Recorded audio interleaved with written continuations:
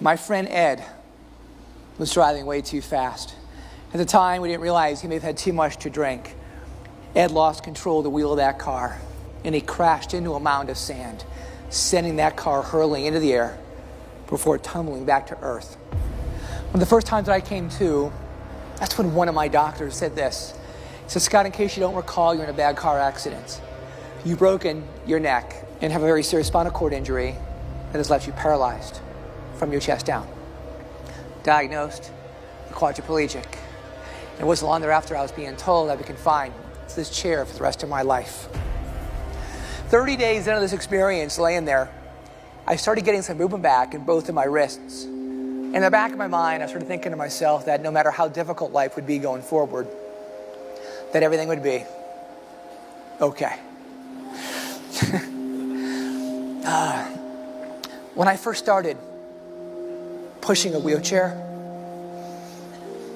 that's when one of my doctors, though, pulled me over. And he goes, Scott, look, we know you're getting some movement back in your arms. Not uncommon, but I think now more than ever, you need to understand the seriousness of your spinal cord injury and come to realize that the movement that you're getting back in your arms is as good as it's going to get.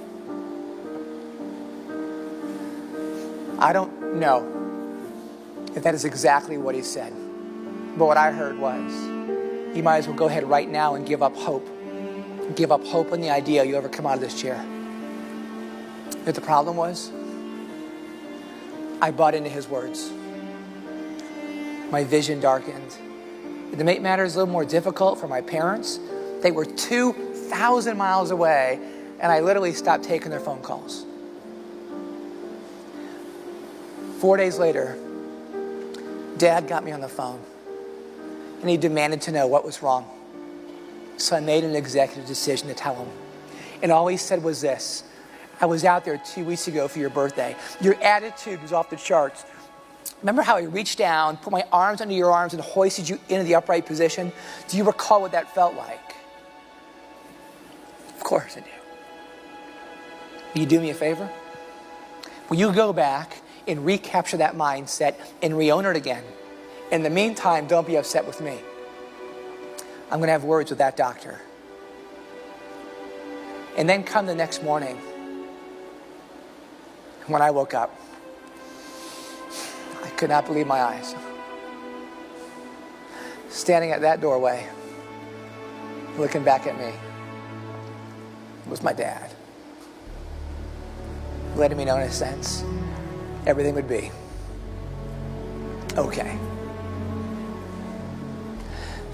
And if I learned anything from Dad, that no matter how difficult life is for you, in that moment, you can always change your way of thinking.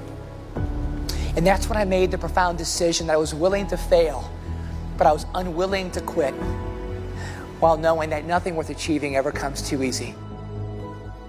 But to succeed, that takes grit. But what is grit? Grit, my friends, is your passion to persevere. Grit is what keeps you off the sidelines and back in the game of life. Well, there's something I learned in my life so many years ago, and I know it to be the truth. Don't ever let someone else's beliefs paralyze you from achieving those things you believe in your mind that you just might be able to achieve.